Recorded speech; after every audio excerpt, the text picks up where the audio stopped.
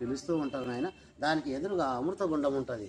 మహాశివరాత్రి పర్వదినాన పగలంతా ఉపవాసం ఉండి రాత్రి జాగరణ చేసుకుంటూ సూర్యుడు అస్తమించే సమయం నుంచి సూర్యుడు ఉదయించిన దాకా ఒక మనిషి నీళ్లు తీసేయటం, ఒక మనిషి గంటా వాయించటం, ఒక మనిషి అభిషేకం చేయటం, ఈ విధంగా తెల్లవారిన దాకా ఎవరైతే చేయగలుగుతారో ఆ ముగ్గురికి కూడా కేచరి సిద్ధి ప్రాప్తించేదంట.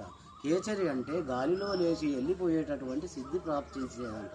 ఆ సమయం లోపల అక్కడ గంట కొడుతూ ఉంటే కాశీలో వినపడుతుందంట నాయన. అందుకని ఘంటామఠం అని మరొక పేరు. ఆ గుండం పైనుంచి కిందికి 6 అడుగులు ఉంటుంది. ఎన్ని నీళ్లు తీసినా కూడా తరగవు స్వామి.